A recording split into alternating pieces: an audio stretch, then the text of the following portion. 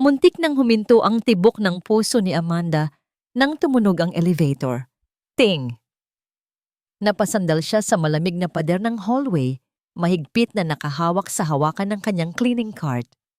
Nalalaki ang kanyang mga mata habang nakatingin sa CCTV camera sa kisame. Para itong matang nakadilat na handang humusga. Sa loob ng malaking lagayan ng maruruming tuwalya, sa ibabang bahagi ng cart, may gumalaw. Isang maliit na kamay ang lumawit mula sa ilalim ng mga tela. Agad itong ibinalik ni Amanda sa loob at mabilis na tinakpan ng malinis na basahan. Nanginginig ang kanyang mga kamay. Kung mahuhuli siya ng security guard ngayon, hindi lang trabaho ang mawawala sa kanya.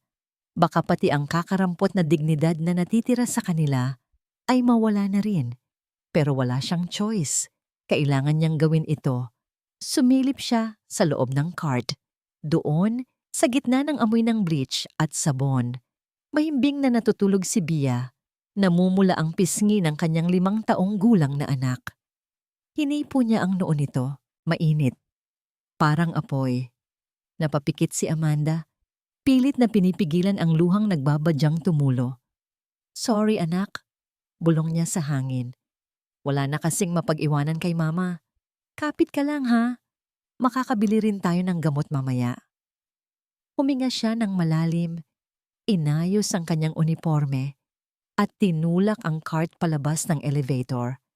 Nasa 30th floor na sila. Ang executive floor. Ang teritoryo ng mga Diyos-Diyosan ng Albuquerque Holdings. At ngayong gabi, isa siyang daga na napadpad sa pugad ng mga agila. Tahimik ang hallway. Tanging ang ugong ng aircon at ang mahinang tunog ng gulong ng kanyang cart ang maririnig. Mabilis na itinulak ni Amanda ang cart patungo sa utility room sa dulo ng pasilyo. Binuksan niya ang pinto gamit ang kanyang access card at isinara ito agad. Doon, sa maliit at masikip na kwarto na puno ng mga mop at balde, inilatag niya ang isang makapal na kumot sa sahig. Maingat niyang binuhat si Bia mula sa cart. Ang bigat ng bata ay tila bigat din ng mundo na pasan niya. Inihiga niya ito sa sahig. Dito ka muna, baby. Bulong niya. Hinahaplos ang pawisang buhok ng anak. Huwag kang lalabas. Huwag kang maingay. Babalik si mama. Agad. Umungol lang si Bia ng mahina. Tulog pa rin dahil sa lagnat. Lumabas si Amanda. Kailangan niyang maglinis. Kailangan niyang magpanggap na normal ang lahat. Habang nagpupunas siya ng sahig sa tapat ng malaking conference room, narinig niya ang mga boses mula sa loob. Hindi lang basta usapan. Sigawan. This represents billions in losses. Isang boses ang dumagundong. Napahinto si Amanda. Kilala niya ang boses na yon. Si Sir Arthur Albuquerque, ang CEO, ang lalaking kinatatakutan ng lahat, ang lalaking may pusong kasing lamig ng marmol na inaapakan niya ngayon. Nasaan si Roberto? Kailangan niyang harapin to. Sigaw pa ni Sir Arthur. Nanigas si Amanda. Roberto. Ang pangalang iyon ay parang kutsilyong sumaksak sa dibdib niya. Roberto Albuquerque. Ang kapatid ng CEO. Ang lalaking nangako sa kanya ng buwan at mga bituin. Pero iniwan siya sa putikan nang malaman niyang buntis siya. Nanginginig na piniga ni Amanda ang mop. Nandito si Roberto? Hindi imposible. Sabi sa balita ay nagtatago ito dahil sa kaso ng embezzlement. Biglang bumukas ang pinto ng conference room. Nataranta si Amanda. Yumuko siya agad. Nagkukunwaring abala sa pagkayod ng mantsa sa sahig. Lumabas ang isang sekretary, mukhang takot na takot, at mabilis na naglakad palayo. Naiwan na bahagyang nakabukas ang pinto. Mula sa puwang ng pinto, nakita ni Amanda ang projector screen. Nakapaskil doon ang malaking mukha ni Roberto. At sa hindi inaasahang pagkakataon, narinig niya ang kaluskos sa kanyang likuran. Ang pinto ng utility room. Nilingon niya ito. At halos tumigil ang mundo niya. Nakita niya si Bia. Gising na ito. Nakatayo sa gitna ng hallway, kusot-kusot ang mga mata, at nakatingin sa nakabukas na pinto ng conference room. Nakita ng bata ang mukha sa screen. Papa, mahinang tawag ni Bia. Bago pa makagalaw si Amanda, tumakbo na si Bia, papasok sa conference room. Bia, huwag! Sigaw ni Amanda, pero huli na. Tumakbo siya pasunod sa anak. Wala na siyang pakialam kung masisisante siya. Wala na siyang pakialam sa kahihiyan. Pagpasok niya sa loob ng kwarto, parang slow motion ang lahat. Ang mahabang mesa, ang mga matataas na opisyales na nakaupo, ang katahimikan na biglang bumalot sa buong silid, at si Bia na nakayakap ng mahigpit sa binti ng lalaking nakatayo sa kabisera. Si Arthur Albuquerque. Akala ni Bia ay si Roberto ito. Magkahawig naman kasi sila, lalo na sa mata ng isang batang inaapoy ng lagnat. Papa, uwi na tayo. Iyak ni Bia habang nakasubsob ang muka sa mamahaling pantalon ni Arthur. Napatigil si Arthur sa pagsasalita. Tinitigan niya ang batang nakakapit sa kanya na parang isang insekto. Ang kanyang muka ay hindi maipinta. Halo-halong gulat at inis. Sino to? Malamig na tanong ni Arthur. Ang boses niya ay kayang magpayelo ng impyerno. Humahangos na lumapit si Amanda. Hinablot niya si Bia mula sa pagkakayakap kay Arthur. Napayakap sa kanya ang bata. Umiiyak na. Sorry po, sir. Sorry po talaga. Halos lumuhod na si Amanda sa takot. Anak ko po, may sakit kasi. Wala akong mapag-iwanan. Pasensya na po, aalis na kami. Hindi na po mauulit. Hinigpitan niya ang yakap kay Bia at tumalikod para tumakbo palabas. Gusto na niyang lamunin siya ng lupa. Sandali. Ang salitang yon ay parang latigo. Napahinto si Amanda, hindi dahil gusto niya, kundi dahil parang may puwersang pumigil sa mga paa niya. Naramdaman niya ang mga yabag ni Arthur na papalapit sa kanila. Ang tunog ng mamahaling sapatos sa carpet ay parang countdown ng isang bomba. Harap! Utos ni Arthur. Dahan-dahang humarap si Amanda, nakayuko, hindi makatingin sa mga mata nito. Si Bia ay nakasubsob pa rin sa leeg niya. Ang maliit na braso ay nakawit sa balikat ni Amanda. Dahil sa pagkakabuhat, umangat ang laylayan ng suot na t-shirt ni Bia. Nakalantad ang maliit niyang balikat. Naramdaman ni Amanda ang tingin ni Arthur. Hindi sa kanya, kundi sa bata. Lumapit palalo si Arthur. Ang amoy ng mamahaling pabango nito ay sumampal sa ilong ni Amanda. Saan mo nakuha ang batang ito? Tanong ni Arthur. Iba na ang tono niya ngayon. Hindi na galit. May halong pagdududa at takot. Aanak ko po, sir. Please, parang awa niyo na. Biglang hinawakan ni Arthur ang braso ni Bia. Marahas niyang inilipat ang laylayan ng damit ng bata para makita ng buo ang balikat nito. Doon, sa maputing balat ni Bia, may isang birthmark, kulay kape. Hugis na parang pakpak ng paru-paro na bahagyang nabanat. Natigilan si Arthur, nanlaki ang kanyang mga mata. Binitawan niya ang bata na parang napaso siya. Napahakbang siya paatras, ang kanyang muka ay namumutla. Tumingin siya kay Amanda.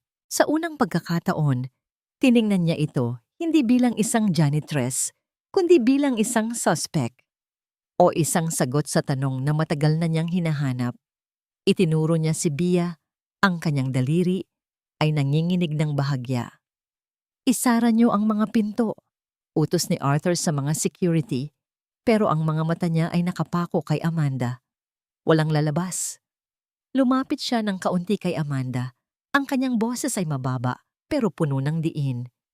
Yung birthmark na yan, sa pamilya lang namin lumalabas yan. Tinitigan niya si Amanda ng diretso sa mata. Sabihin mo sa akin ang totoo. Sino ang ama ng batang yan? Hinihiningal pa rin ang lahat sa loob ng conference room. Pero si Arthur, kalmado lang. Kalmado tulad ng dagat bago humampas ang bagyo. Nakatitig siya sa batang babae na ngayon ay natutulog na ulit sa bisig ng ina nito. Ang inosenteng mukha ni Bia ay parang sampal sa kanya. Kamukhang kamukha ito ni Roberto noong bata pa sila. At ang birthmark na yon, imposibleng nagkataon lang. Lahat kayo labas. Utos ni Arthur. Mahina lang ang boses niya, pero sapat na para magmadaling magligpit ng gamit ang mga executives. Walang nagtanong, walang lumingon. Alam nila ang timpla ng CEO. Nang sumara ang pinto at silang tatlo na lang ang naiwan, bumaling si Arthur kay Amanda. Nakita niyang nanginginig ang mga kamay nito habang yakap-yakap ang anak. Ang babaeng ito, pamilyar ang mukha. Sa dami ng empleyado niya, hindi niya ito dapat natatandaan. Pero may kung ano sa mga mata nito na nagsasabing marami itong tinatago. Naglakad si Arthur papunta sa kanyang swivel chair sa kabisera. Naupo siya at pinag-cruise ang mga daliri sa ibabaw ng mesa. "Maupo ka," utos niya. Hindi gumalaw si Amanda. "Sir, parang awa niyo na po. Wala po kaming kinalaman sa..." Sabi ko, "Maupo ka." Sa pagkakataong ito, sumunod na ang babae. Dahan-dahan itong umupo sa pinakamalapit na silya, yakap pa rin ang bata na parang shield. Kinuha ni Arthur ang kanyang cellphone. Nag-dial siya ng isang numero. "Mike, pumunta ka dito sa conference room. Ngayon na.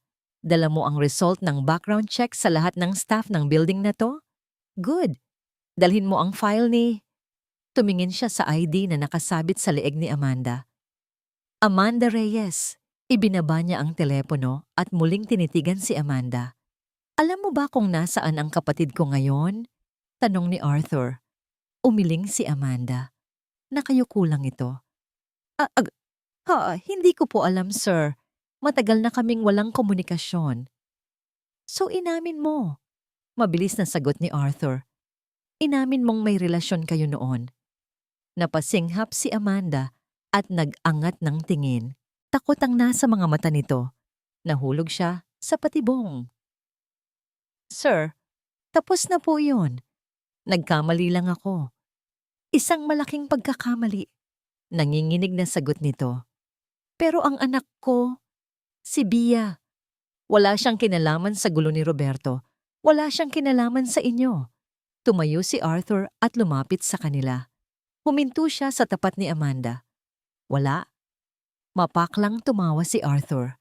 "Miss Reyes, ang kapatid ko ay tinutugis ng batas dahil sa pagnanakaw ng milyon-milyon sa kumpanyang ito.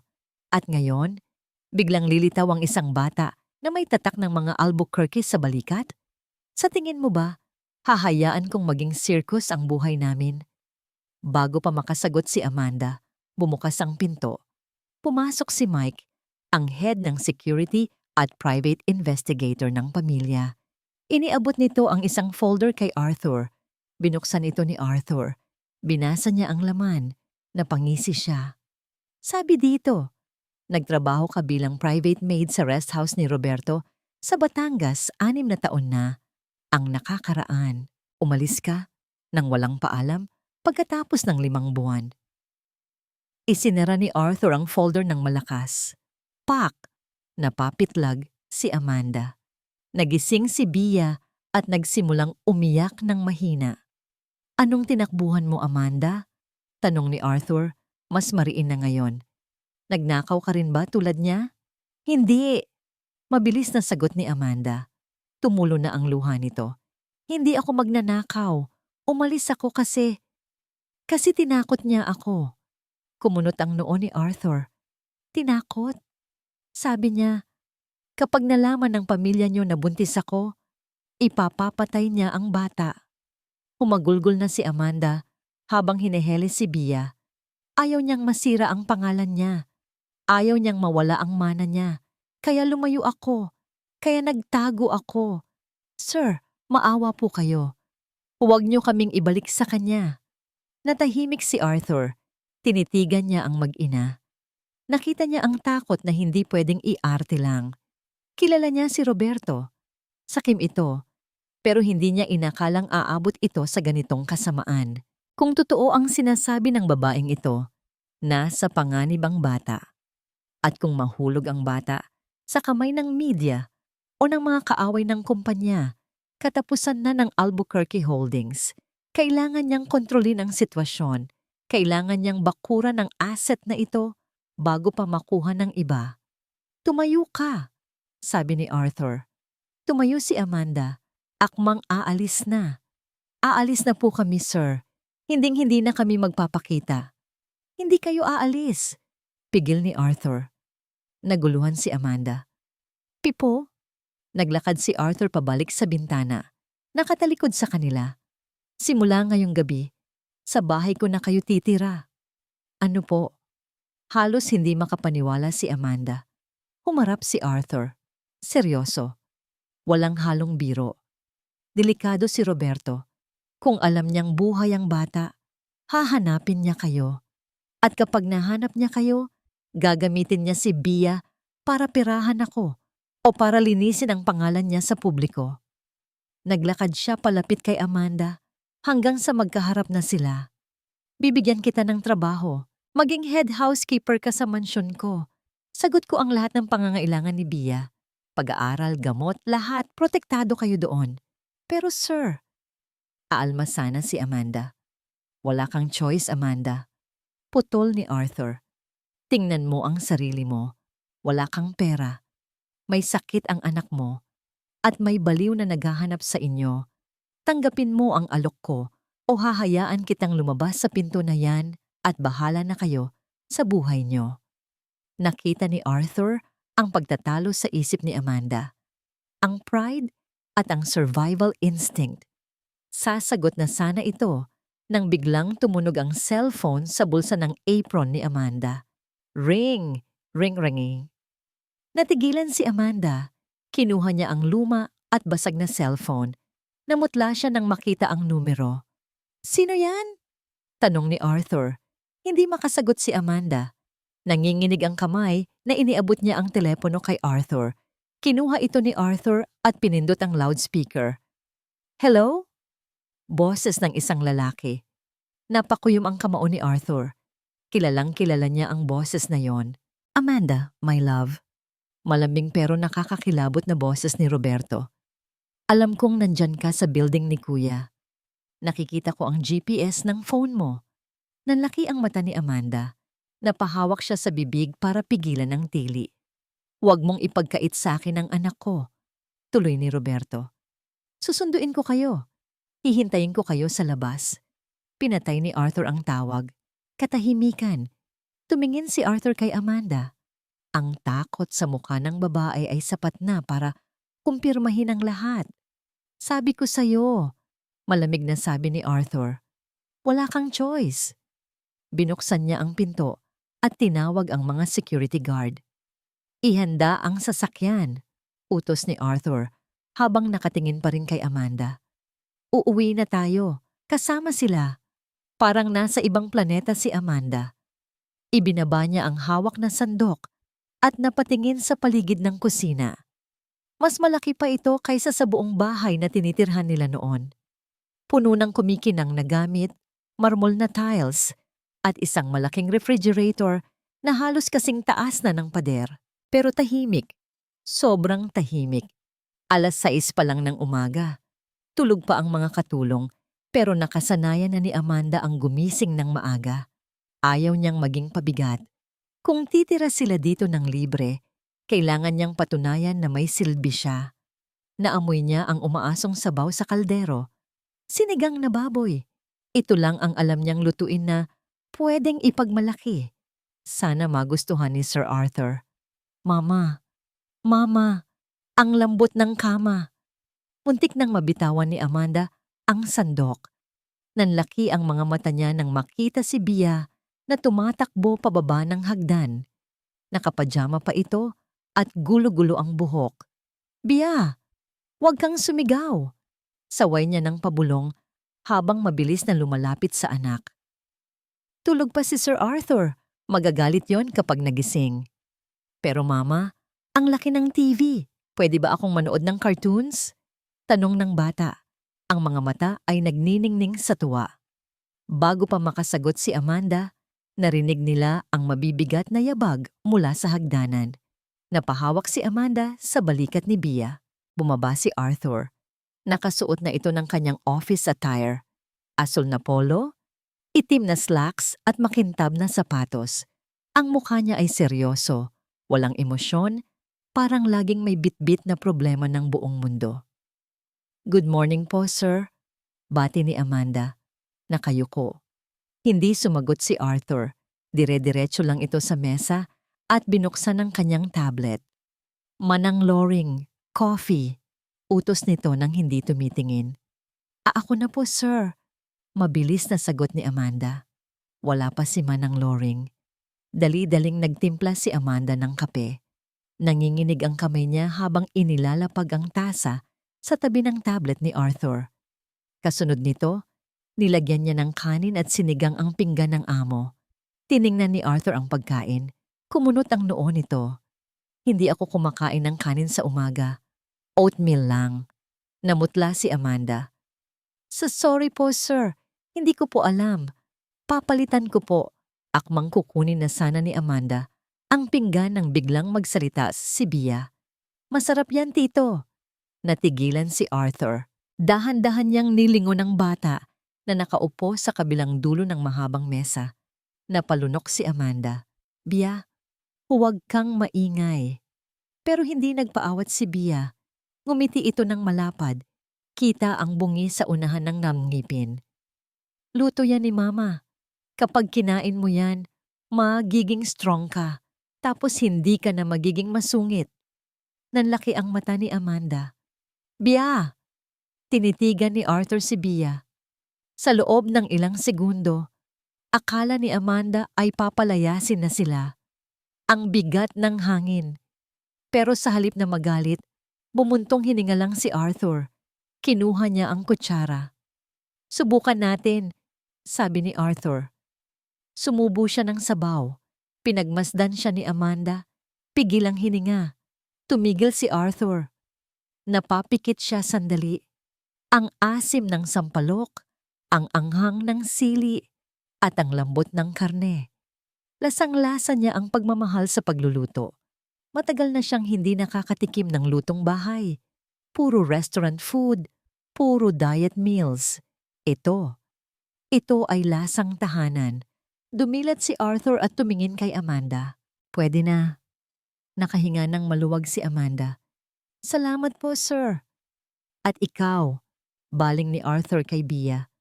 Anong tinawag mo sa akin? Tito, sagot ni Bia. Tapos tumitig siya sa mukha ni Arthur. Tito Pogi, kasi kamukha mo si Papa sa picture pero mas malinis ka. Sa unang pagkakataon, nakita ni Amanda ang bahagyang paggalaw ng sulok ng labi ni Arthur.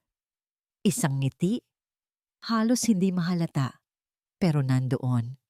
Kumain ka na nga lang, sabi ni Arthur, pero hindi na kasing lamig ng dati ang boses niya. Pagkatapos ng almusal, umalis na si Arthur papuntang opisina.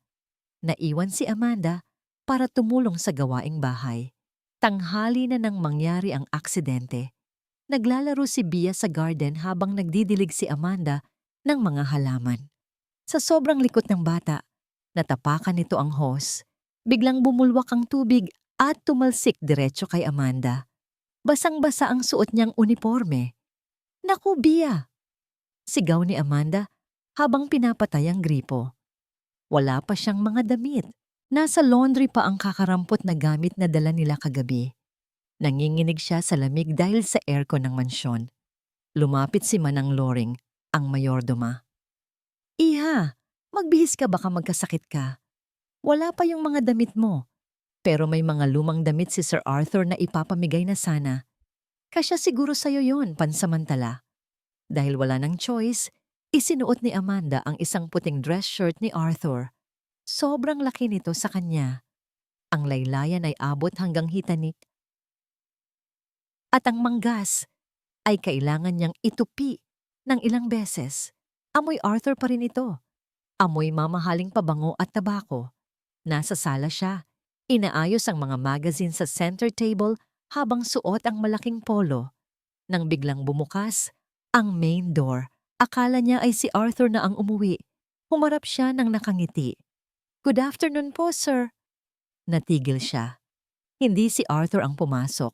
Isang babaeng napakaganda, balot ng designer clothes, at may bitbit na mamahaling bag, ang nakatayo sa may pinto. Tinitigan nito si Amanda mula ulo hanggang paa. Ang tingin nito ay dumapo sa suot ni Amanda. Ang puting polo ni Arthur. Nagbago ang mukha ng babae. Mula sa pagkabigla, napalitan ito ng matinding puot. "Sino ka?" Mataray na tanong ng babae. Ako po si Amanda, ang bagong housekeeper." Nauutal na sagot ni Amanda. "Housekeeper?" Tumawa ng mapakla ang babae. Lumapit ito. Ang takong ng sapatos ay maingay sa sahig. "Housekeeper na suot ang damit ng boyfriend ko? Sa tingin mo ba tanga ako?" Si Isabel, ang fiancé ni Arthur. "Ma'am, mali po kayo ng iniisip." Paliwanag ni Amanda. Pero huli na. Isang malakas na sampal ang dumapo sa pisngi ni Amanda. Pak! Napahawak si Amanda sa pisngi niya. Ang hapdi. Namuo ang luha sa mga mata niya. "Ang kapal ng mukha mo," gigil na sabi ni Isabel. "Pinalayas ko na ang mga babaeng umaaligid kay Arthur at hindi ako magdadalawang isip na kaladkarin ka palabas dito." Sasagot pa sana si Amanda nang marinig niya ang boses ni Bia mula sa hagdan. "Mama?" Napalingon si Isabel sa bata. Nanlaki ang mga mata nito nang makita ang mukha ni Bia. "May anak kayo?" Bulong ni Isabel na para bang nakakita ng multo. Tumingin siya kay Amanda, tapos kay Bia, tapos pabalik kay Amanda. Ang galit sa mukha nito ay napalitan ng isang mas delikadong emosyon, takot na mawalan ng posisyon. Akmang susugurin ulit ni Isabel si Amanda nang biglang bumukas ulit ang pinto. Si Arthur. Natigilan si Arthur nang makita ang eksena. Si Amanda na umiiyak habang hawak ang pisngi, suot ang damit niya. Si Bia na takot sa hagdan at si Isabel na nanggagalaiti sa gitna ng sala. Parang bombang sumabog ang katahimikan sa loob ng mansyon. Nakatayo si Arthur sa pintuan. Ang kanyang briefcase ay mahigpit na nakakuyom sa kanyang kamay. Ang nakikita niya ay sapat na para magpainit ng kanyang dugo. Si Amanda, nakahawak sa namumulang pisngi, nanginginig sa takot habang suot ang kanyang puting polo. Si Bia na umiiyak sa hagdanan. At si Isabel, ang babaeng dapat ay kasosyo niya sa negosyo at buhay, na nakatayo ng matayog at puno ng panghahamak.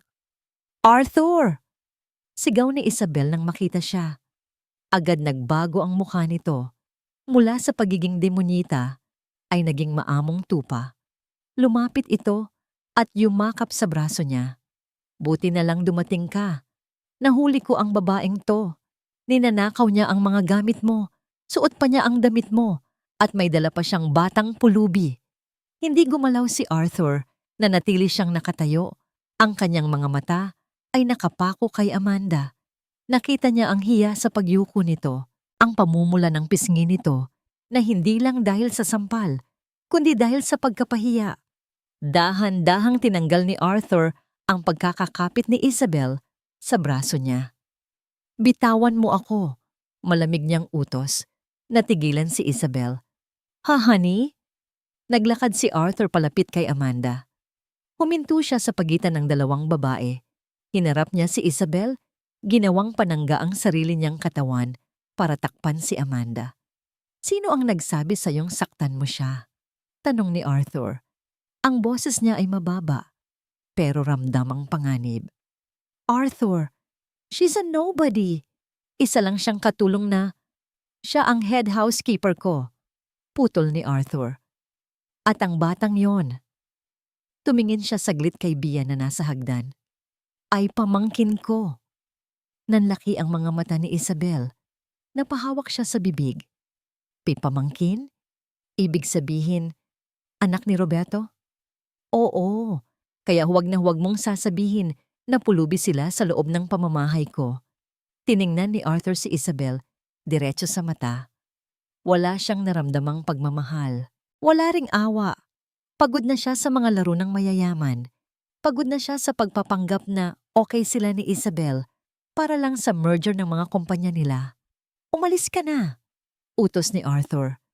"Pero Arthur, we need to talk about the wedding." "Wala nang kasal," mading sabi ni Arthur. "Get out." Bago ko pa ipakaladkad ka sa security. Namutla si Isabel. Tumingin siya kay Amanda ng masama. Puno ng pagbabanta. Bago pa dabog na kinuha ang bag niya at lumabas ng pinto. Nang marinig ang ugong ng sasakyan ni Isabel, napapalayo. Bumuga ng hangin si Arthur. Humarap siya kay Amanda. "Okay ka lang ba?" tanong niya. Dahan-dahang inalis ni Amanda ang kamay sa pisngi. May bakas ng mga daliri ni Isabel doon. "Oo po, sir. Pasensya na po. Dahil sa akin, nag-away kayo ng fiancé niyo." Ex-fiancé. Pagtatama ni Arthur, tiningnan niya ang suot ni Amanda. Ang kanyang puting polo ay masyadong malaki rito, pero sa hindi maipaliwanag na dahilan, mas bagay ito kay Amanda kaysa sa kanya. "Bakit suot mo yan?" tanong niya, pilit na inaalis ang mali siya sa isip. "Nabasa po kasi ang uniforme ko. Pinahiram lang po ni Manang Loring." Mabilis na paliwanag ni Amanda. Namumula na naman. Tumangulang si Arthur. "Dalhin mo na si Bia sa kwarto. Magpahinga na kayo. Gabing-gabi na." Nasa veranda si Arthur nakatingin sa city lights ng Maynila habang hawak ang isang baso ng whiskey. Malamig ang hangin. Tahimik. Pero magulo ang isip niya. Narinig niya ang pagbukas ng sliding door. Lumingon siya. Si Amanda, nakasuot na ito ng simpleng t-shirt at jogging pants na siguro ay nahanap na sa mga gamit nito. May dala itong tray na may tsaa. "Sir, hindi po magandang uminom ng alak kapag walang laman ng tiyan. Nagdala po ako ng chamomile tea. Pampakalma," mahinang sabi nito. Inilapag ni Amanda ang tray sa maliit na mesa. Aalis na sana ito, pero nagsalita si Arthur. "Dito ka muna." Huminto si Amanda. "Po? Samahan mo ako. Ayokong mag-isa." Sa unang pagkakataon, inamin ni Arthur ang kahinaan niya. Umupo si Amanda sa kabilang silya, medyo malayo sa kanya. "Bakit mo ginawa yun kanina, sir?" tanong ni Amanda matapos ang ilang minutong katahimikan. "Bakit niyo kami ipinagtanggol? Pwede naman kaming umalis na lang." Uminom si Arthur ng whiskey. Naramdaman niya ang guhit nito sa lalamunan. "Dahil alam ko ang pakiramdam," sagot ni Arthur. Tumingin siya sa malayo. "Alam ko ang pakiramdam ng husgahan ka dahil sa apelyido mo o dahil sa wala kang apelyido. Noong bata ako, palagi akong kinukumpara kay Roberto. Siya ang paborito. Siya ang charming. Ako ang tagaayos ng kalat." Tumingin siya kay Amanda. Ang liwanag ng buwan ay tumatama sa mukha nito. Pinapatingkad ang simple nitong ganda. "Hindi ko hahayaang maramdaman ni Bia na isa lang siyang kalat na kailangang itapon." Dugtong ni Arthur. Napatingin si Amanda sa kanya. May lambot sa mga mata nito na tumunaw sa yelo sa dibdib ni Arthur. "Mabuti kang tao, Sir Arthur," bulong ni Amanda. "Kahit anong sabihin nila, mabuti ka." Nagkatitigan sila. Dahan-dahang inilapag ni Arthur ang baso. Hinayaan niyang maglakbay ang mga mata niya sa mukha ni Amanda. Sa mga mata nitong pagod, pero puno ng pag-asa. Sa labi nitong bahagyang nakabukas, hindi niya namalayan. Tumayo siya at lumapit dito. Tumayo rin si Amanda, parang hinihila ng parehong puwersa. Itinaas ni Arthur ang kamay at dahan-dahang hinaplos ang pisngi ni Amanda. Yung pisnging sinampal ni Isabel kanina. "Masakit pa ba?" bulong niya. Umiling si Amanda, pero hindi umatras. Ang init ng palad ni Arthur ay nanunuot sa balat niya. Bumaba ang tingin ni Arthur sa labi ni Amanda. Napalunok siya. Ang lapit na nila. Isang dangkal na lang. Naamoy niya ang sabon na gamit nito. Mabango, malinis, totoo. Yuyuko na sana siya para halikan ito nang biglang breaking news jingle mula sa TV sa loob ng sala. Napapitlag sila pareho. Napalayo si Arthur kay Amanda. Parang biglang binuhusan ng yelo ang init na namamagitan sa kanila kanina lang. Nawala ang mahika ng sandali. Bumalik ang realidad. "Anong yon?" tanong ni Arthur. Kunot ang noo. Habang nakatingin sa sliding door, papasok ng sala. Mabilis silang pumasok sa loob. Ang malaking TV na iniwan nilang nakabukas kanina ay nagpapakita ng flash report. Kulay pula ang graphics sa screen. Senyales na seryoso ang balita. Pero hindi ang graphics ang nagpatigil sa tibok ng puso ni Arthur, kundi ang mukha ng lalaking nasa screen. Si Roberto? Breaking news! Roberto Albuquerque, lumutang na! At may pasabog tungkol sa nawawala niyang anak. Sigaw ng reporter na nasa labas ng isang law firm. Naramdaman ni Arthur ang paghawak ni Amanda sa braso niya. Ang higpit, ang lamig ng kamay nito. Nanginginig ang buong katawan ni Amanda. Sa TV, nagsalita si Roberto. Nakaupo ito sa isang madilim na kwarto. Suot ang simpleng t-shirt. Mukha itong pagod, puyat at kawawa. Isang napakagaling na aktor. Hindi ko po tinatakbuhan ng batas, sabi ni Roberto sa kamera. Ang boses ay basag na parang iiyak na. Nagtatago ako dahil natatakot ako. Natatakot ako para sa mag-ina ko. Kumuyom ang kamao ni Arthur.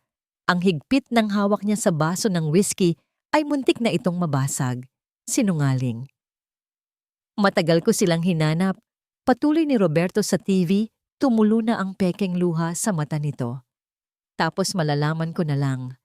Nasa puder na sila ng kapatid ko. Tumingin si Roberto ng diretso sa lens ng kamera. Para itong nakatingin, diretso sa sala ni Arthur. Tumatagos ang tingin nito. Kuya Arthur! Tawag ni Roberto. Alam kong galit ka sa akin dahil sa kumpanya, pero parang awa mo na. Huwag mong idamay ang anak ko. Ibalik mo sila sa akin. Huwag mong lasunin ang isip nila laban sa akin. Ama ako. Karapatan ko silang makasama. Napasinghap si Amanda. Napahawak siya sa bibig. Bakit niya sinasabi yan? Siya ang nagtaboy sa amin. Siya ang nagbanta sa buhay ni Bia.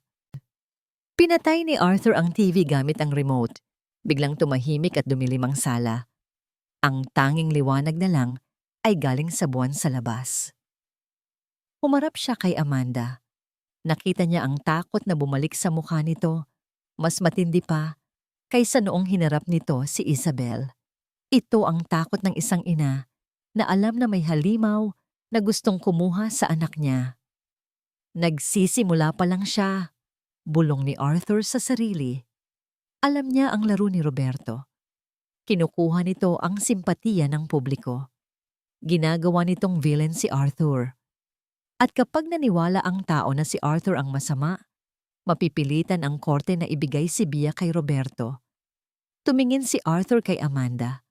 Gusto niya itong yakapin, sabihing magiging okay ang lahat. Pero sa unang pagkakataon sa buhay niya, naramdaman ni Arthur ang takot.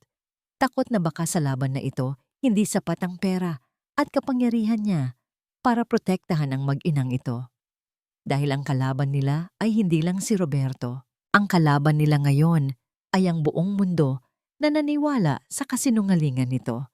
Nagising si Amanda hindi dahil sa sikat ng araw, kundi sa ingay. Isang malakas na ugong mula sa labas ng gate ng mansyon. Parang mga bubuyog na nagwawala. Bumangon siya at dahan-dahang sumilip sa bintana ng kwarto. Nanlaki ang mga mata niya. Sa labas ng mataas na gate, nagkakagulo ang mga tao. May mga reporter na may dalang kamera at may mga taong may hawak na placard. Ibalik ang mag-ina. Arthur Albuquerque kidnapper. Napahawak si Amanda sa dibdib niya. Ang bilis ng tibok ng puso niya. Ganito kabilis maniwala ang tao sa drama ni Roberto sa TV. Sa mata nila, si Arthur ang kontrabida at si Roberto ang kawawang ama. Biglang bumukas ang pinto ng kwarto. Pumasok si Arthur. Gusot ang polo, halatang hindi natulog. Huwag kang lalapit sa bintana, utos ni Arthur. Ang boses niya ay pagod, pero matatag. Huwag na huwag kayong lalabas ni Bia. Sir, anong nangyayari? Tanong ni Amanda. Nanginginig ang boses. Bakit galit sila sa'yo? Kasalanan ko to. Lumapit si Arthur at hinawakan siya sa balikat. Ang init ng palad nito ay nagbigay ng kaunting tapang kay Amanda. Wala kang kasalanan, Amanda. Ginagawa lang ni Roberto Ang trabaho niya, ang manloko ng tao. Pero aayusin ko 'to. Paparating na ang mga abogado ko. Pero bago pa makasagot si Amanda, may narinig silang sirena ng pulis. Sumilip ulit si Amanda. Isang itim na van ang huminto sa harap ng gate, kasunod ang isang police car. Bumukas ang pinto ng van. Lumabas si Roberto. Napasinghap si Amanda. Ibang-iba ang itsura nito sa Roberto na nakilala niya noon. Yung mayabang, laging naka-designer suit at puno ng gel ang buhok. Ngayon, nakasuot ito ng simpleng polo shirt. Medyo magulo ang buhok at mukhang payat. Mukha siyang amang nagluksa ng ilang taon. Nandito siya, bulong ni Amanda. Bumalik ang takot nung gabing pinalaya siya nito at pinagbantaan. Dito lang kayo, sabi ni Arthur. Tatalikod na sana ito para bumaba, pero kumapit si Amanda sa braso niya. Sir, huwag niyo kaming ibibigay. Pagmamakaawa ni Amanda. Tumulo na ang luha niya. Papatayin niya kami kapag wala nang nakatingin. Tinitigan siya ni Arthur. Over my dead body. Bumaba si Arthur, pero sumunod si Amanda hanggang sa hagdanan. Kailangan niyang makita. Kailangan niyang protektahan si Bia kung sakaling magkagulo. Pinasok ng mga security guard si Roberto at ang abogado nito sa loob ng mansyon. Hinarang naman ang mga reporter sa gate. Sa gitna ng malawak na sala, nagharap ang magkapatid. Kuya, bati ni Roberto. Ang boses niya ay puno ng lungkot. Pero alam ni Amanda na umaarte lang ito. Salamat at pinapasok mo ako. Wala akong panahon sa drama mo, Roberto. Malamig na sagot ni Arthur. Anong kailangan mo? Ang anak ko, sagot ni Roberto. Tumingin siya sa paligid at nakita niya si Amanda na nakadungaw sa hagdan. Ngumiti si Roberto. Isang nangiting sa kanya lang nakalaan, ngiting puno ng mali siya. Amanda, tawag ni Roberto habang naglalakad palapit sa hagdan. My love, patawarin mo ako. Napaatras si Amanda. Gusto niyang sumuka. Hinarang ni Arthur si Roberto. Tinulak niya ito sa dibdib ng malakas. Huwag kang lalapit sa kanya, banta ni Arthur. Arthur, may court order kami. Singit ng abogado ni Roberto. Inilabas nito ang isang papel. Temporary visitation rights. Hindi mo pwedeng ipagkait sa ama ang makita ang anak niya, lalo na't wala naman kayong patunay na sinasaktan niya ang bata. Kung pipigilan mo kami, kakasuhan ka namin ng kidnapping. Natahimik si Arthur. Binasa niya ang papel. Nakita ni Amanda ang pagigting ng panga ni Arthur. Talo sila sa batas. 5 minuto, sabi ni Arthur. 5 minuto lang, dito sa sala, at hindi mo siya pwedeng hawakan. Tumango si Roberto. Salamat kuya. Tinawag ni Amanda si Bia. Bumaba sila ng hagdan, yakap-yakap niya ang bata ng mahigpit. Si Bia, na walang kamuwang-muwang, ay tumingin kay Roberto. Siya po ba si Papa? Tanong ni Bia. Lumuhod si Roberto. Bia, anak ko, ako nga, si Papa. Umiyak si Roberto. Totoong luha, napakahusay. Nakatitig lang si Amanda. Gusto niyang sumigaw, sabihin sa lahat na demonyo ang lalaking ito, pero walang boses na lumalabas sa bibig niya. Lumapit si Roberto kay Arthur habang nakatingin kay Bia. May ibinulong ito sa tenga ng kapatid. Mula sa pwesto ni Amanda, nakita niya ang reaksyon ni Arthur. Namutla si Arthur. Ang mga mata nito ay nanlaki sa gulat at galit.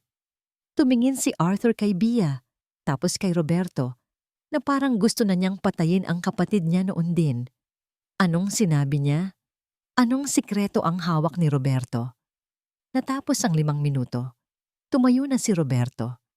Babalik ako, anak, sabi ni Roberto kay Bia. Babalikan ko kayo ni Mama. Bago lumabas, dumaan si Roberto sa tabi ni Amanda. Mabilis pa sa kidlat. May inilagay ito sa bulsa ng apron ni Amanda. Habang kunwaring humahawak sa balikat niya. Mag-ingat ka sa mga pinagkakatiwalaan mo, Amanda. Bulong ni Roberto na silang dalawa lang ang nakarinig. Umalis na sila. Naiwan si Arthur na tulala sa gitna ng sala, parang binagsakan ng langit at lupa. "Sir?" Tawag ni Amanda. "Ano pong sinabi niya?" Hindi sumagot si Arthur. Tumalikod ito at mabilis na naglakad papunta sa opisina niya. "Huwag niyo akong iistorbohin." Naiwang mag-isa si Amanda sa sala. Kaba ang dibdib. Dahan-dahan niyang dinukot ang inilagay ni Roberto sa bulsa niya. Isang litrato. Parang kinuhanan ito mula sa malayo. Sa litrato, nasa isang restaurant si Arthur. Kaubap niya ang isang foreigner na mukhang opisyal. May mga papel sa mesa. Dahil high resolution ang litrato, nabasa ni Amanda ang nakasulat sa folder na hawak ni Arthur. Inter-country adoption application. Beatrice Reyes. Destination, United States. Nanlamig ang buong katawan ni Amanda. Adoption? Ipapaampon ni Arthur si Bea sa ibang bansa? Naalala niya ang bulong ni Roberto kanina. Mag-ingat ka sa mga pinagkakatiwalaan mo. Bumalik sa isip niya ang lahat. Ang mabilis na pagtanggap ni Arthur sa kanila. Ang pagiging mabait nito. Ang pagprotekta nito. Lahat ba yon ay palabas lang? Gusto lang ba niyang ilayo si Bea para hindi na maging problema ng kumpanya? Para mawala na ang ebidensya ng kasalanan ng pamilya nila? Napatingin si Amanda sa pinto ng opisina ni Arthur na ngayon ay nakasara na. Ang lalaking akala niya ay tagapagligtas niya. Siya pala ang tatapos sa pagiging ina niya. Pinunit ni Amanda ang litrato sa galit at sakit. Tumingin siya kay Bea na naglalaro sa sofa. "Anak," bulong ni Amanda, tumutulo ang luha. "Aalis tayo. Ngayon na." Mabilis ang galaw ng mga kamay ni Amanda. Halos itapon na niya ang mga damit papasok sa eco bag na dala nila. Nanginginig siya, hindi dahil sa lamig ng aircon, kundi sa galit na nag-aapoy sa dibdib niya. "Mama, bakit tayo aalis?" Tanong ni Bea habang kinukusot ang mata.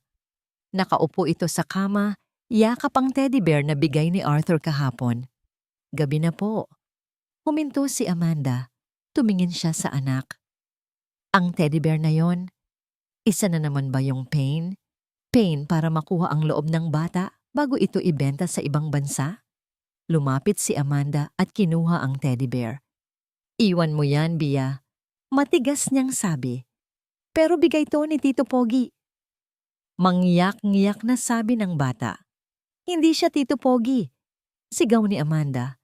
Napapikit siya agad. Masyadong malakas. Huminga siya ng malalim at lumuhod sa harap ng anak. "Anak, makinig ka kay Mama. Hindi siya mabait. Niloloko lang nila tayo. Aalis tayo ngayon na." Hinawakan niya ang kamay ni Bea. "Huwag kang bibitaw." Sumilip si Amanda sa pinto. Tahimik ang hallway. Alam niya ang schedule ng mga guard. Tuwing 11:00 ng gabi, nagpapalit sila ng shift sa back gate. May 5 minutong window time kung saan walang tao sa service exit. Dali-dali silang bumaba sa fire exit. Bawat hakbang ay parang tibok ng puso niya. Mabilis, mabigat. Paglabas nila sa likod ng mansyon, sinalubong sila ng malakas na ulan. Basang-basa agad sila. Walang payong, walang jacket, pero hindi ininda ni Amanda ang lamig. Mas gugustuhin pa niyang lamunin sila ng dilim at ulan kaysa manatili sa bahay ng lalaking nagtraidor sa kanila. "Mama, ang lamig!" Iyak ni Bea. Binuhat ni Amanda ang anak. "Konting tiis lang, baby. Malapit na tayo sa kalsada. Sasakay tayo ng taxi."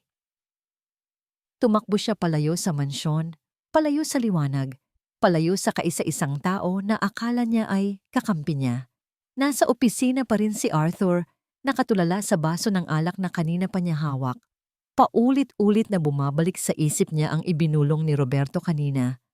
Ang mga salitang nagpatigil sa mundo niya. "May leukemia ako, kuya. Stage 3. Kailangan ko ng bone marrow donor. At ayon sa doktor, malaki ang chance na match kami ng anak ko." Napahilamos si Arthur ng muka. Bone marrow. Yun lang ang habol ni Roberto. Hindi niya gustong maging ama. Gusto lang niyang gawing spare parts ang sarili niyang anak para dugtungan ang buhay niya. Kaya pala nagmamadali itong makuha ang bata. Tumingin si Arthur sa mga papeles sa mesa niya. Ang litrato na nakita ni Amanda, totoo yon. Kinausap niya ang isang international lawyer, pero hindi para ipaampon si Bia sa iba, kundi para legally na ampunin niya si Bia bilang Arthur's daughter sa papel at dalhin ito sa States para sa proteksyon.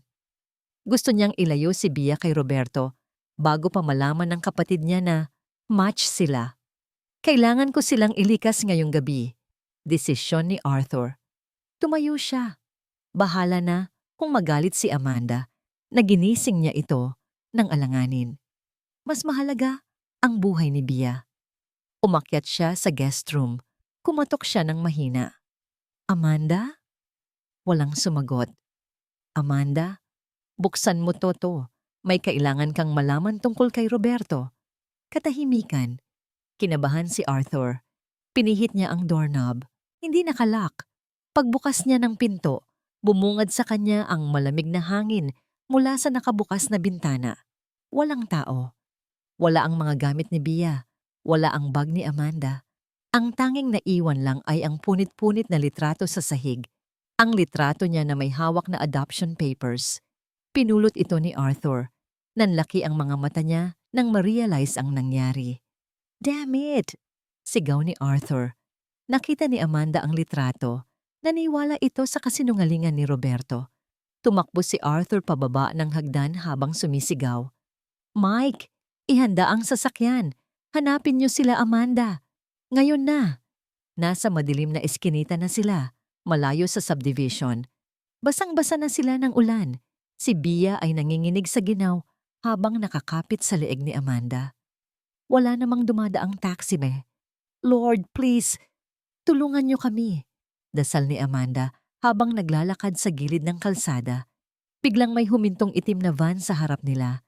Akala ni Amanda ay magandang loob na magpapasakay. Bubuksan na sana niya ang bibig para humingi ng tulong nang bumukas ang sliding door. Hindi Samaritan ang nasa loob. Dalawang lalaking nakamaskara ang mabilis na bumaba at humablot sa kanila. Pia! Tili ni Amanda. Mama! Pilit na nanlaban si Amanda. Kinagat niya ang kamay ng lalaking humahawak sa kanya. Pero masyado itong malakas. Hinagis siya nito sa loob ng van. Sunod na inihagis si Bia. Sumara ang pinto. Umandar ang van ng mabilis. Sa loob, madilim. Pero may isang tao na nakaupo sa kabilang dulo. Prenteng-prente. Habang umiinom ng juice, binuksan nito ang maliit na ilaw. Si Roberto. Ngumiti ito. Pero wala na ang sad father look na pinakita nito sa TV kanina. Ang ngiting ito ay demonyo. Sabi ko naman sa'yo, Amanda. Sabi ni Roberto habang pinupunasan ang sapatos niyang natalsikan ng putik. Mag-ingat ka sa pinagkakatiwalaan mo. Yinakap ni Amanda si Bia sa isang sulok, nanginginig sa takot. Anong kailangan mo sa amin? Nakuha mo na ang gusto mo. Sira na ang pangalan ni Arthur. Palayain mo na kami. Tumawa si Roberto, isang tawang nakakapanindig balahibo. Pangalan ni Arthur? Bonus lang yon, sabi ni Roberto. Tumitig siya kay Bia na parang gutom na hayop na nakatingin sa pagkain. Hindi ko kailangan ng anak, Amanda. Kailangan ko ng donor. Inilabas ni Roberto ang isang hiringilya mula sa pocket ng jacket niya at tinanggal ang takip nito. May sakit ako. At ang batang yan. Itinuro niya si Bia gamit ang hiringgilya. Siya ang magliligtas sa akin. Whether she survives the procedure or not, wala na akong pakialam. Nanlamig ang buong pagkatao ni Amanda. Hindi pagmamahal, hindi pera, kundi buhay ng anak niya ang kapalit ng buhay ng walang hiyang lalaking ito. At ang mas masakit, tumakbo siya palayo sa tanging tao na kaya sanang protektahan sila. Arthur! Bulong ni Amanda sa isip niya habang pumapatak ang luha. Tulong. Halos lumipad ang sasakyan ni Arthur sa basa at madulas na kalsada. Mahigpit ang hawak niya sa manibela. Namumuti na ang mga knuckles niya sa sobrang diin. Ang tunog ng ulan na humahampas sa bubong ng SUV ay parang tunog ng mga bala. "Sir, malapit na tayo," sabi ni Mike na nasa passenger seat, nakatingin sa tablet na may blinking red dot. Nasa lumang fishport sa Navotas ang signal ng phone di ba ni Amanda. Napamura si Arthur sa isip niya. Navotas. Ang lugar na yon ay pugad ng mga abandonadong bodega. Tamang-tama para sa isang krimen na walang makakakita. "Bilisan mo pa," utos ni Arthur sa driver. Kahit na halos 120 kph na ang takbo nila, hindi niya mapapatawad ang sarili niya kapag may nangyaring masama kay Bia o kay Amanda. Ang litrato? Ang pesteng litrato na yon. Kung sana ay sinabi niya agad ang plano niya. Kung sana ay hindi siya naging masyadong kampante. Ngayon, hawak ng baliw niyang kapatid ang mag-ina niya. "Nandito na tayo," sigaw ni Mike. Huminto ang sasakyan sa tapat ng isang kalawanging warehouse. Walang ilaw. Tanging kidalat lang ang nagbibigay liwanag sa paligid. Hindi na hinintay ni Arthur na buksan ng security ang pinto. Bumaba siya agad sa ulan. "Sir, hintayin natin ang police backup," sigaw ni Mike. "Wala ng oras," sigaw pabalik ni Arthur. Bumunot siya ng baril mula sa holster na inabot ni Mike. Hindi siya sanay humawak nito, pero gagawin niya ang lahat ngayong gabi. Sinipa ni Arthur ang kinakalawang na pinto sa gilid ng bodega. Bumukas ito ng may malakas na kalampag. Pumasok siya. Madilim. Amoy lansa, amoy lumang langis, at amoy takot. "Roberto," sigaw ni Arthur. Ang boses niya ay dumagundong sa loob ng malawak na espasyo. "Lumabas ka dyan." May narinig siyang iyak ng bata mula sa ikalawang palapag ng bodega sa may office area na may salamin. "Pia!" Tumakbo si Arthur paakyat sa bakal na hagdanan. Bawat hakbang ay mabigat, puno ng adrenaline. Pagdating niya sa itaas, sinipa niya ang pinto ng opisina. Tumambad sa kanya ang isang eksena na hinding-hindi niya makakalimutan. Si Amanda at Bia ay nakatali sa isang sulok. Si Bia ay umiiyak ng malakas, habang si Amanda ay duguan ng labi. Pilit na sinasalag ang katawan ng anak. At si Roberto? Nakatayo ito sa gitna. May hawak na syringe sa isang kamay at baril sa kabila. Ang mukha nito ay hindi na mukha ng tao. Namumutla, nangingitim ang ilalim ng mata, at tumatawa ng mag-isa. Dumating din ang savior. Nakangising bati ni Roberto. Itinutok nito ang baril kay Arthur. "Late ka na, kuya. Kukuha na sana ako ng sample." "Ibinaba mo yan, Roberto." Mariing utos ni Arthur. Nakatutok din ang baril sa kapatid. "May sakit ka. Kailangan mo ng ospital, hindi ng hostage." "Ospital?" Tumawa si Roberto ng malademonyo. "Ang kailangan ko ay donor. At ang batang yan ang susi para mabuhay ako." "Anak mo siya," sigaw ni Arthur. "Kadugo mo siya." "Wala akong pakialam," sigaw pabalik ni Roberto. "Kung mamamatay din lang ako, isasama ko silang lahat." Sa isang iglap, inilipat ni Roberto ang tutok ng baril kay Bia. "Huwag!" Tili ni Amanda. Nanlaki ang mata ni Arthur. Nakita niya ang daliri ni Roberto na humihigpit sa gatilyo. Wala nang oras para mag-isip. Wala nang oras para makipagnegosasyon. Tinapon ni Arthur ang sarili niyang baril at tumakbo pasugod kay Roberto. Bang! Pumutok ang baril ni Roberto. Naramdaman ni Arthur ang init ng bala na humaplis sa balikat niya. Pero hindi siya tumigil. Binangga niya si Roberto ng buong lakas. Tumalsik silang dalawa sa sahig. Nagpagulong-gulong. Kahit may sakit, malakas pa rin si Roberto dahil sa adrenaline ng pagkabaliw. Sinuntok nito si Arthur sa panga. Gumanti si Arthur. Sinikmuraan niya ang kapatid. Nag-agawan sila sa baril na nasa sahig. "Mama! Mama!" Iyak ni Bia sa gilid. Nakita ni Arthur si Amanda na nagpupumilit makawala sa tali. Gamit ang ngipin, kinalag ni Amanda ang tali sa kamay ni Bia. "Tumakbo kayo!" Sigaw ni Arthur habang pinipigilan ang kamay ni Roberto na hawak ang baril. "Umalis na kayo. Hindi kita iiwan. Sigaw ni Amanda. Nakawala na ito sa tali. Sa halip na tumakbo palabas, dumampot si Amanda ng isang mabigat na metal na tubo sa sahig. Tumakbo si Amanda palapit sa kanila. Akmang babarilin na ni Roberto si Arthur sa ulo nang hampasin ni Amanda ang kamay ni Roberto gamit ang tubo. Crack! Napabitaw si Roberto sa baril at sumigaw sa sakit. Sinipa ni Arthur ang baril palayo. Pero hindi sumuko si Roberto. Humugot ito ng patalim mula sa bulsa at mabilis na iwinasiwas. Mamamatay kayong lahat! Sigaw ni Roberto. Sasaksakin sana nito si Amanda. Mabilis na kumilos si Arthur. Niyakap niya si Amanda at ipinihit ang katawan para siya ang sumalo sa atake. Naramdaman ni Arthur ang matalim na bagay na bumaon sa tagiliran niya. At kasunod nito, isang malakas na hampas sa ulo gamit ang hawakan ng patalim. Napaluhod si Arthur. Nagdilim ang paningin niya. Bago siya tuluyang bumagsak, narinig niya ang pagtunog ng maraming putok ng baril mula sa pinto. Bang! Bang! Bang! Nakita niyang bumagsak si Roberto, duguan ng binti, habang pinapalibutan ng mga pulis at ni Mike. Ligtas na sila. Bumagsak si Arthur sa sahig. Ang huling naramdaman niya ay ang malambot na kamay ni Amanda na humahawak sa mukha niya. Arthur! Arthur! Gumising ka!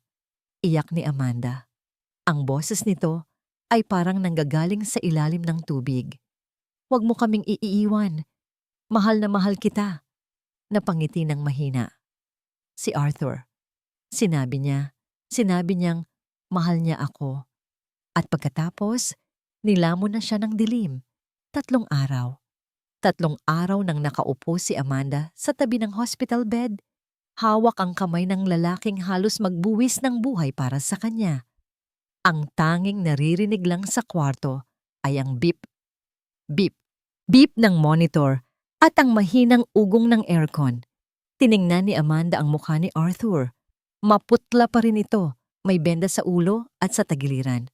Pero para kay Amanda, ito na ang pinakagwapong mukha sa buong mundo. Gumising ka na, sir, bulong ni Amanda. Pinipigilan ang pag-iyak. Ang dami ko pang utang sa'yo. Hindi ko pa nasasabi na nagkamali ako. Bumukas ang pinto. Pumasok si Bia, kasama si Manang Luring. Tumakbo si Bia palapit sa kama. Mama, gising na ba si Tito Pogi? Umiling si Amanda at hinalikan ang noo ng anak. Tulog pa siya, baby. Napagod kasi siya sa pag-save sa atin kay Bad Monster. Bad Monster, ang tawag nila kay Roberto. Nasa kulungan na ito ngayon at binabantayan ng mga pulis sa ospital. Hindi na ito makakalapit sa kanila kahit kailan. Hinawakan ni Bia ang kamay ni Arthur. Tito Pogi, wake up na. Sabi mo magdi-Disneyland pa tayo. Biglang gumalaw ang daliri ni Arthur. Napasinghap si Amanda. Sir? Dumilat ng dahan-dahan ang mga mata ni Arthur. Kinurap-kurap niya ito dahil sa liwanag. Nang luminaw ang paningin niya, ang unang nakita niya ay ang mukha ni Amanda at Bia. Amanda! Paos na tawag ni Arthur. Nandito ako, sir. Nandito kami.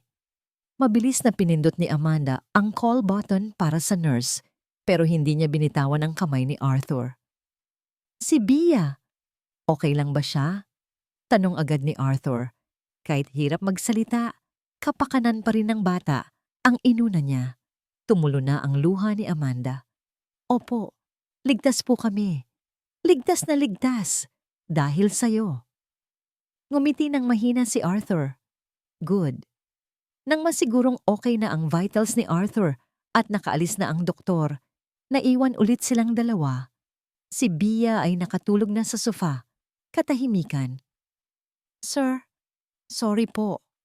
Basag ni Amanda sa katahimikan. Nakayuko siya. Hiya ang nararamdaman. Naniwala ako kay Roberto. Akala ko ibebenta niyo si Bia sa abroad. Bumuntong hininga si Arthur. Inabot niya ang kamay ni Amanda. Kasalanan ko rin, sabi ni Arthur. Dapat sinabi ko sa iyo ang plano. Yung adoption papers na nakita mo, totoo yon. Natigilan si Amanda. Bumilis ang tibok ng puso niya, pero hindi para ibigay siya sa iba. Pagpapatuloy ni Arthur, nakatitig sa mga mata ni Amanda. Gusto kong ampunin si Bia bilang anak ko sa papel, para maging legal na Albuquerque siya, para madala ko kayo sa States at maipagamot siya sa pinakamagandang ospital, malayo kay Roberto. Napahagulgol si Amanda. Ang akala niyang pagtataksil ay ang pinakamalaking sakripisyo pala. Akala ko, hindi na matapos ni Amanda ang sasabihin niya. Hinawakan ni Arthur ang pisngi niya at pinunasan ang mga luha gamit ang hinlalaki. Amanda, look at me. Tumingin si Amanda. Noong nakita ko kayong nawawala, doon ko na-realize na wala akong pakialam sa kumpanya. Wala akong pakialam sa yaman. Ang tanging gusto ko lang ay makita kayong ligtas. Huminga ng malalim si Arthur, parang iniipon ang lahat ng lakas niya. Ayoko na maging boss mo, Amanda. At ayoko na maging tito lang ni Bia. Sir, anong ibig niyong sabihin? Amanda, mahal kita. Hindi dahil kailangan ko ng mag-aalaga sa akin o dahil naawa ako sa inyo. Mahal kita dahil ikaw ang nagturo sa akin kung paano maging tao ulit. Parang sasabog ang dibdib ni Amanda sa saya. Ito ang mga salitang matagal na niyang pinapangarap pero hindi niya inakalang maririnig niya. Mahal din kita, Arthur. Sagot ni Amanda. Sobra. Hinila siya ni Arthur palapit at dahan-dahang hinalikan. Walang halong takot. Walang halong pagdududa. Puro pagmamahal lang. Isang buwan ang nakalipas. Maaliwalas ang langit sa garden ng mansyon. Nakaupo si Arthur sa wheelchair. Nagpapahangin. Magaling na ang mga sugat niya, pero medyo mahina pa ang binti niya. Nasa tabi niya si Amanda, nagbabalat ng mansanas. Sir, tama na yang kakacheck ng email. Pahinga muna. Saway ni Amanda habang inaagaw ang tablet. Wala na nga akong ginagawa eh. Reklamo ni Arthur, pero nakangiti. At saka, wag mo na akong tawaging sir. Nakakailang na. Eh anong itatawag ko sa'yo, boss? Biro ni Amanda. Asawa ko. Sagot ni Arthur sabay kindat. Namula si Amanda. Kahit kailan talaga, ang lakas ng dating ng lalaking to. Biglang tumakbo palapit si Bia, may bitbit na bond paper at crayons. Mama, look oh! Sigaw ni Bia. Ipinakita ni Bia ang drawing niya. Drawing ito ng 3 stick figures sa harap ng isang malaking bahay na may araw. Sino to? Tanong ni Arthur. Turo sa figure na may suot na tie. Ikaw yan, sagot ni Bia. Eh anong nakasulat dito sa baba? Tanong ulit ni Arthur. Binasa ni Bia ng malakas at proud. Papa Arthur, Mama Amanda, at Baby Bia. Natigilan si Arthur. Tumingin siya kay Bia. Papa? Tumango si Bia. Kasi ikaw na ang nag-aalaga sa amin ni Mama. Di ba sabi mo, ang Papa yung naglalabyu at nagpo-protect? Ikaw yun eh. Naramdaman ni Amanda ang pag-init ng sulok ng mga mata niya. Tumingin siya kay Arthur at nakita niyang may namumuong luha sa mata ng matapang na CEO. Binuhat ni Arthur si Bia at kinandong. Niyakap niya ito ng mahigpit. Oo, anak. Basag ang boses na sabi ni Arthur. Ako ang papa mo, habang buhay. Lumapit si Amanda at yumakap sa kanilang dalawa. Sa ilalim ng sikat ng araw sa garden na dati ay tahimik at malungkot. Ngayon ay puno na ito ng tawanan at pagmamahal. Wala ng takot, wala ng pagtatago. Nahanap na ni Amanda ang kanyang tahanan. Hindi sa malaking mansyon, kundi sa piling ng lalaking handang ibigay ang lahat para sa kanila. Isang pamilya. Bo at totoo.